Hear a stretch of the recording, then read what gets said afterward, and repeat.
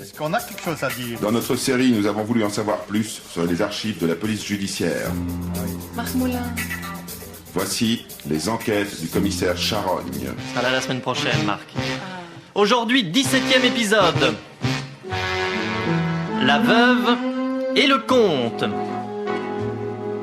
Au moment où l'on apprenait qu'un meurtre avait été commis au banquet des Aiglons de Bavière, fête tyrolienne costumée où se rendaient Horst von Strachenbahn et Kurt Meybaum, Olivia, la corte tenancière de l'apéro-bar Le Continental Bodega, nous faisait des révélations. Mardi, 11h35, dans les locaux de la police judiciaire. Mais enfin... Mais on m'a pas donné le texte.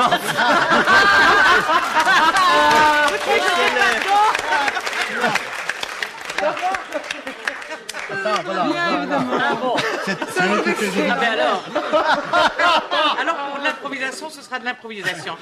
Oui, ça, je continue. Hein. Et c'est difficile. J'aime la vie, même si c'est une folie. J'aime la vie. La la la la la la la la la. Au plancton. Madame la divisionnaire, c'est la veuve Moquette. Qu'elle entre, la la la la la la la la. Madame Moquette, vous pouvez entrer, peu cher. Vous êtes bien Marie-Cécile Nébougnat, veuve Gilbert Moquette? C'est bien cela, oui. Madame, nos services ont effectué un certain nombre de recherches et d'investigations dont je crois les résultats vous intéresseront. Tout d'abord, concernant le pluriel du mot fatal. Il s'agit bien de fatal avec S et non de fato, C'est intéressant. n'est-ce pas? Bon, par ailleurs, j'aimerais revenir sur les circonstances tragiques de la disparition de votre défunt et regretté mari, monsieur Gilbert Moquette. Vous maintenez qu'un véhicule lancé à vive allure de couleur rouge, une conduite intérieure de marque Toyota immatriculée BAJ 813, a percuté votre époux le 17 avril 1988. L'enquête et le jugement sont formels, madame la divisionnaire. Mon mari regardait la télévision et se chauffa et rentrait à vive allure dans notre appartement. Au 9e étage? Non, c'était le 8e étage. Et ça ne vous a jamais paru bizarre? Ah, vous savez, de nos jours, plus rien ne m'étonne, tout est possible. Comme il est possible que vous connaissiez personnellement Alligator Delmotte, Horst von Strassenbahn et Kurt Meybaum. Mais je ne connais pas personnellement Alligator Delmotte. J'admets connaître Horst et Kust, qui ont des relations communes avec la baronne Van Franka, et dont je célébrais l'anniversaire il y a 2 semaines. C'était vraiment très drôle. Où étiez-vous précisément ce jour-là au moment du vol du diamant? Le célèbre corps y dort? Mais j'étais au fumoir. Je jouais une partie d'échecs avec le comte d'apothicaire. J'avais les blancs, j'avais fait une ouverture classique du pion avec la reine avec une case. Il avait répondu en avançant les cavaliers. Et ce comte d'apothicaire pourrait nous le confirmer? Je le suppose. C'est ce que nous verrons. Avez-vous revu le comte depuis? Non. Enfin oui. Ah. C'était mardi dernier, au banquet des Aiglons de Bavière. Vous admettez vous être rendu à cette fête.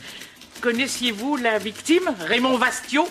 Je connaissais surtout sa veuve, pardonnez-moi, c'est pas drôle. Yvette Godot, avec qui j'ai fait mes études.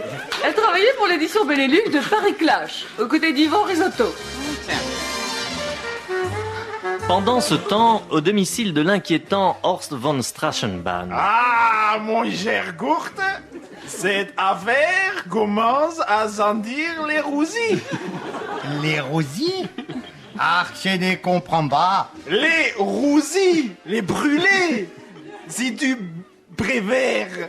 Les brûlés? Mais qu'est-ce que ça veut dire? Les brûlés, les roussis, c'est la même chose. C'est quand quelque chose a beaucoup trop duré.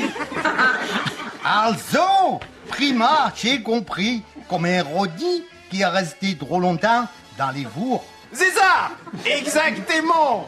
Je me demande parfois si ce ne serait pas plus simple si, entre nous parlions allemand. Ah, qui non? Je me suis souvent posé la question, warum sprachen wir nicht Deutsch? Mais parce que les bibliques ne comprennent pas quand nous parlons en allemand. Bon, où en sommes-nous? Ah oui, tu vas téléphoner à notre client habituel et tu vas siffler ce que nous avons. zivelé en travaillant. Meine Führer, pourquoi toujours moi? Parce que tu zivelé magnifiquement. Ah, Non.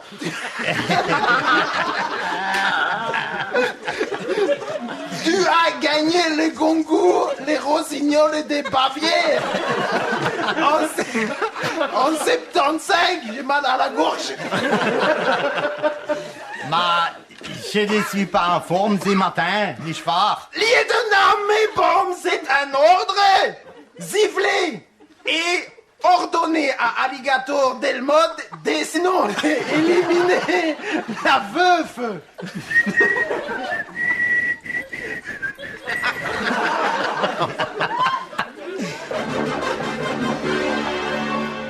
Pendant ce temps, dans les locaux de la police judiciaire. Alors, voyons, c'est cela, oui.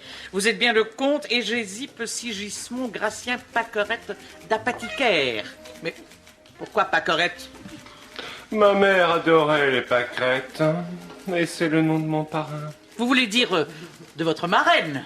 Non, de mon parrain. Les parents de mon parrain adoraient les pâquerettes, et quand mon parrain est né, le père de mon parrain, qui était un ami du père de mon père, donc de mon grand-père paternel, a donné à mon parrain ce nom de pâquerette que mes parents ont demandé à mon parrain de me donner lorsque mon père a demandé à mon parrain pâquerette de devenir mon parrain. C'est ça, bon.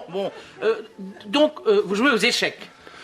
Oui, c'est un passe-temps que m'ont appris mon père et mon parrain pâquerette, qui faisaient des parties passionnées. Laissons là l'historique de l'affaire.